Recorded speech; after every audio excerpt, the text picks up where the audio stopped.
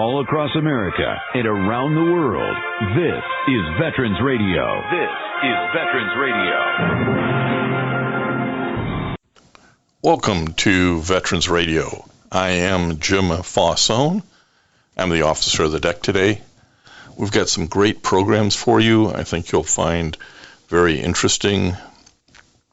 We always want to remind you can find more about Veterans Radio at its Facebook site or by going to veteransradio.net, where we're on the web 24/7. You can find a lot of our podcasts there as well. We post new ones every Tuesday, so you can get a new story, a new interview, something you didn't know before by going to veteransradio.net. And before we get started, we want to thank our sponsors. First up, we want to thank National Veteran Business Development Council, nvbdc.org. It was established to certify both service-disabled and veteran-owned businesses. You'll find out how they can help your business by going to nvbdc.org. We also want to thank Eisenhower Center. It's a brain injury recovery center. Learn more about eisenhowercenter.com. They're located in Michigan and in Florida. We want to thank Legal Help for Veterans. Legal Help for Veterans fights for veterans' disability rights all across the nation. You can reach them at 800-693-4800 or on the web at legalhelpforveterans.com. Contact us if you'd like to be a sponsor on Veterans Radio, and let's move on to our program. Well, we want to welcome to Veterans Radio today a Navy veteran, Roger Yoder. Roger, welcome to Veterans Radio. Thank you, Jim. Good to be here. Well, you've served in the Navy for over about 20 years active and another 10 years in the Naval Reserve, so 30 years all totaled. And you're a good example of when they say, join the Navy, see the world. You got yourself assignments not only here in the United States during that period of time, but overseas as well, including Iceland and Bahrain. I can't think, and Saudi Arabia. I can't think of any further distance in different climates than those two. So you had a very interesting career, didn't you? Yes. Coming from a small town in rural Michigan, it was enlightening to go to boot camp, and you got people from all over the country, different makeups and different backgrounds, and then in the career as well, traveling overseas and stateside, and just good various locations and types of duty as well. Well, we have Roger on today to talk about a post-military career passion of his that maybe started when he was in that small town he was born in Hillsdale, Michigan, and is now of Jerome, Michigan, and that is the Detroit Tigers. Where did your love of the Detroit Tigers start, Roger? Well, it started when I was in sixth grade. And so I was young, playing Little League Baseball, and you have the interest. And things were different then because the Tigers were more available. They were on free TV and radio, and it was a lot easier to follow the Tigers than it is for a young boy growing up today. Well, one of the things you've done now and that we're here to talk about is part of the Ultimate Major League Baseball series. You've ridden it on the Detroit Tigers, Michigan's favorite sports team. Tell us how this came about. Well, I started working in the media while I was in the military, radio, newspapers, and TV, wherever I was stationed. And after I got out, I joined a paper full-time. And what I realized is when I'm on a morning deadline to get my articles in the newspaper that day, anything I did on the Tigers, I'd have to go to a number of sources. And that just makes the task even more difficult. And that's when I realized that there needed to be a source of information where it's all in one location. Well, this really is the ultimate statistics guide. Everything you can think about is in this book, which is over 500 pages. I don't know where it really topped out at, but tell us what you've crammed into this tome on the Detroit Tigers. Well, the start out initially was going to be a review of each of the seasons, 1901 through 2020. But as the book evolved through the years, that is in there, and you see the history starting from 1901. Each of those page reviews starts out with it's laid out in decade format. And so at the beginning of each decade, there's a page review for the decade. So there's an all-decade team, all-decade pitching staff, a player of the decade, and a pitcher of the decade. And then the book goes into the statistical part of it, where you have the yearly leaders, the career leaders, the decade leaders, for over 100 stats for offense and 50 for pitching. Well, as I went through this, I mean, it just brought back all kinds of memories, names that of players that you heard on radio or you saw on TV. Maybe you got to go to Tiger Stadium and now Comerica Park. But this is really a treasure trove of statistics. How'd you keep it all straight? Well, at one point, it was in about 7 different files, and then a couple of years ago, I put everything together in a book format, page numbered it, all that, and then, but you pretty much, I just had to take it one section at a time. But as you go through there, it has the statistics that we were familiar with growing up, like home runs and stolen bases and batting average, to the new age statistics today they call sabermetrics, which evaluate those raw statistics for the on-field performance. Yeah, that was some stuff I know people really get into. That was a lot more than I understood. So tell us a little bit more about some of the statistical models that are in here that may be a little bit different than most people think about. You have most effective hitters through the decades. It's sort of an interesting way to look at it. Tell us some more. Yes, there's people have come up with different ways through the years to compare players of different eras, players from the same teams, players from different decades. I developed one that uses individual statistics that you can come up with the most effective hitter and also a most effective pitcher. And so that data that's used in that determination allowed me to go back and determine the first team, second team, all the way through the fifth team all time, the top 150 Tigers of all time, and then the top 50 starters and top 50 relievers. So you can see where your Tiger shakes out as far as your favorite Tiger. Well, I think this book will either help solve or maybe start more arguments over a couple of beers and who's the best Tiger hitter or Tiger pitcher or, of all time or during a certain decade. So I think you've added some fuel to the fire. That was probably the intent. Well, it sure is, because everybody has their favorite Tigers, and with over 1,800 through the years, for the 120 years they've played, everyone has their favorites, and everyone can present their case for why their player is the best. And so it's interesting because the Tigers are a storied franchise. So when you look at players like Ty Cobb and Hank Greenberg and Hal Newhouser, Charlie Gehringer, all the way up through today, Miguel Cabrera, J.D. Martinez, and the recent Tigers. And then, of course, the 60s and the 70s was just a special time for Tiger fans because you had a core of players like Horton, Freehand, Northrup, Kaline, Lolich, that they just were together for a long time. Well, those are all storied names that ought to ring true with anybody in the listening area. And you talk in the book about various Tiger owners and executives and managers and coaches, even broadcasters get their due. So, that's great. I think it brings home for everybody kind of, and also helps those of us whose memory may be fading and say, well, I remember it was this year and somebody else is saying it's another year. I'm going to be able to sort it out now with this. So you've really added to the library of Detroit Tiger knowledge. Now, was this done in conjunction with the Tigers, or is this an independent effort? How did this come about?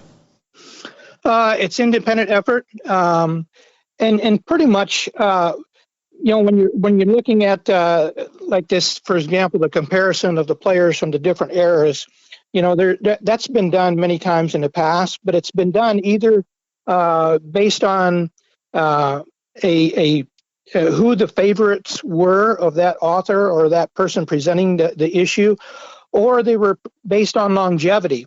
Of course, when you base your presentation on longevity, then it's those Tigers who have played 15 to 20 years, like Alan Trammell, Lou Whitaker, Ty Cobb, Al Kaline. So they're always going to be in the forefront. But what this book does is evaluate the players based on performance. And it was interesting for me. I was holding my breath as I'm going through the comparison there of on-field performance to see where everything fell out. And as it should be, the top 150 players, it starts off with Ty Cobb, Gehringer, Heilman, Greenberg, and Kaline, and it just goes through down to number 150. So it's interesting. As I say, the cream always rises to the top, and the Tigers have had a number of All-Stars and Hall of Famers, and it was a pleasure working with it. Well, Roger, tell us where this book can be obtained if I'm out there and I've got a dad or an uncle or a brother, or maybe a son who's maybe a daughter who's a big Tiger fan. How can I get this book into their hands? Well, the book is finished and it's being processed for release. The release date hasn't been set yet, but what the listeners can do is go to, most people are on Facebook, and they can go to search Detroit Tigers, Michigan's favorite sports team. There's a Facebook page that people can see sample pages, and they can follow the book as it progresses, and the release date will be there. I do know that it's going to be available online, such as through Amazon. It's going to be an ebook option, and it's going to be in bookstores like Barnes & Noble. So wherever listeners are used to getting their books, they'll be able to find this one easily. Well, this would be a great Christmas present here in 2021.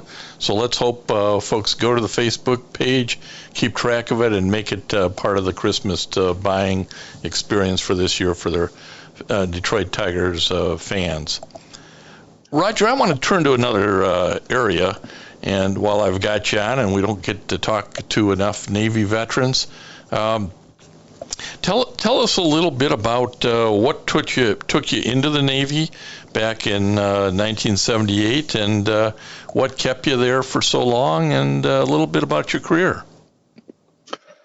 So I joined delayed entry actually before I graduated high school. There's a program, delayed entry, and you could sign up, have your physical, and know what specialty I was going to go into and serve. And so I joined, and I served for over 7 years and got out for 10 months. And the reason I got out was I hadn't been to sea. I didn't even know what the Navy was all about. And here I had served 7 years. And so I got out. I came back to rural Michigan. Not a lot of jobs available in 1986. I was working for 3 newspapers, 20 miles in each direction, and that just wasn't sustainable. And the recruiters, they had a program where they were recruiting former Navy veterans to come back in. And so that intrigued me. I checked it out, and I came back in at the rank I was when I got out. And so I started traveling. I was single, didn't have a family at that time. So I started taking short tours of 1 year and 18 months at different locations overseas. And I got to travel quite a bit, and travel has always intrigued me. And I got to go to and experience a lot of cultures in the Navy, and that was a welcome experience for me. Well, as I said at the outset, you did some overseas tours in Iceland and Bahrain. Could it have been any more different than those two? There's no way you could even plan to cover the very duty stations I was at. Everything kind of just fell into place, and I was a career counselor, so for me it was important to see the different duty stations and the different types of duty that I served on. I was with squadrons, I was with ships, I was with staffs, I was with joint duty, different branches of the military.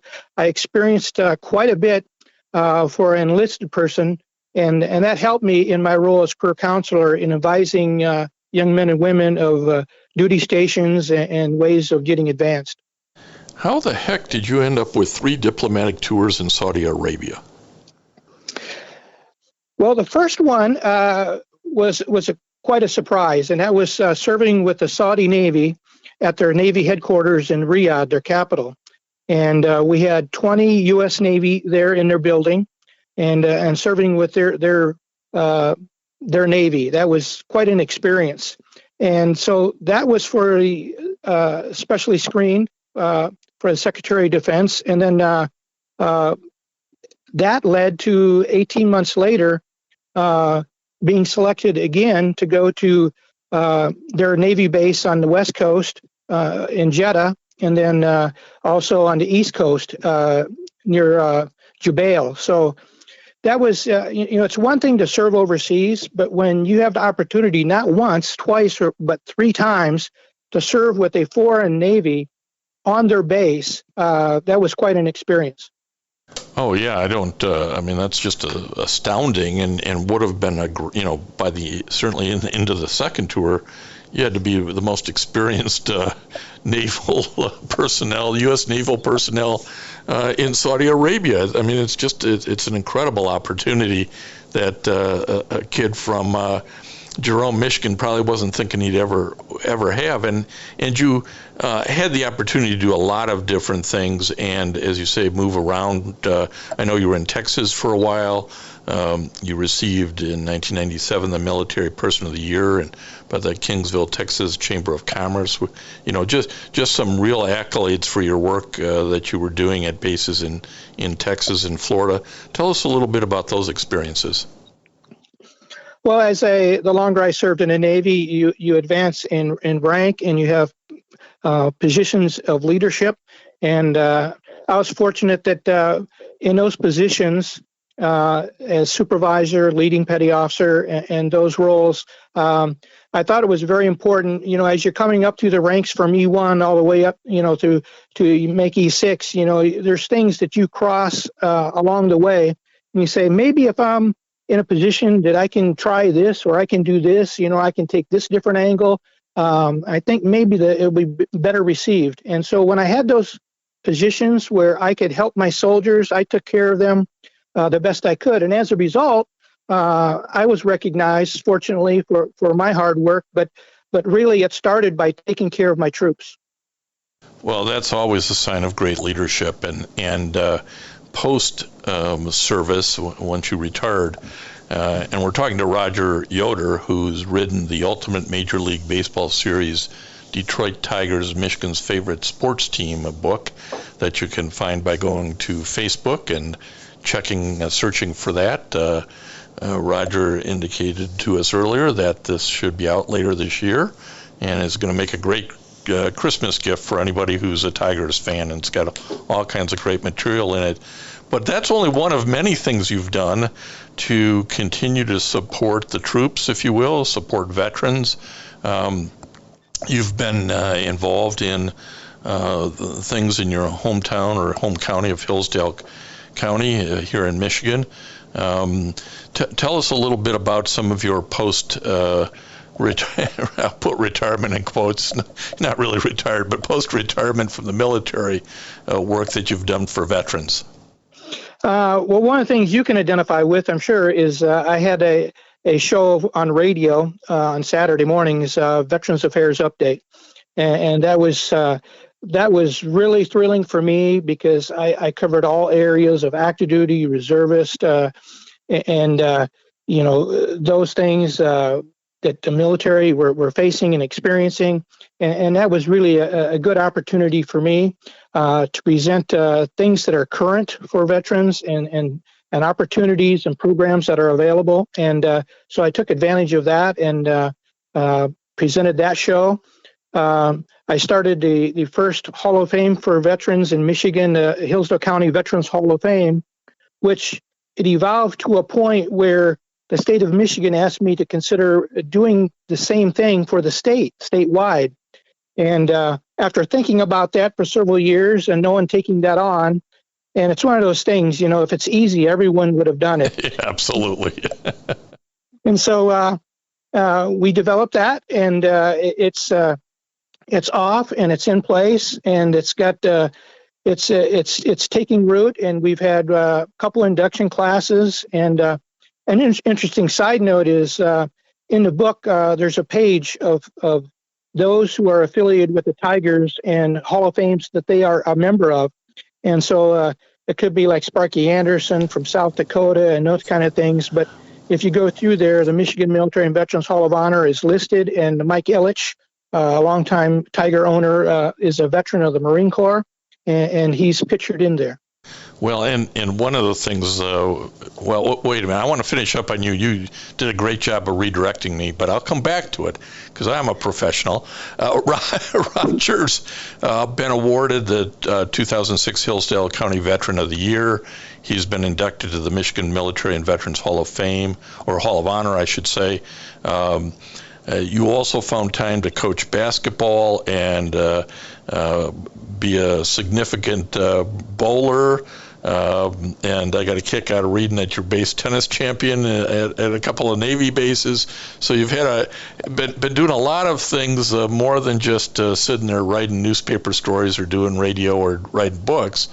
But let me come back, because I want to come back to the book, and where you got me off track was there are a number of Tigers, and this would be true in all professional sports, certainly baseball, where the men you have in the book also served in the military, aren't there? Yes, and Hank Greenberg comes to the top of the list, one of the all-time great Tigers. After December 7th in the attack in Pearl Harbor, Hank Greenberg was the first to enlist, and he served the longest. And it didn't cost him the Hall of Fame, but it certainly put a dent into his career numbers. He was the all-time home run leader until Al Kaline passed him, but it took a number of years for that to take place. But Hank Greenberg was just spectacular, two-time MVP, the first MVP that at two different positions, left field and first base. But his career as a pilot in the military in World War II was exemplary, and just an example of the young men of the time that stepped up to serve their country.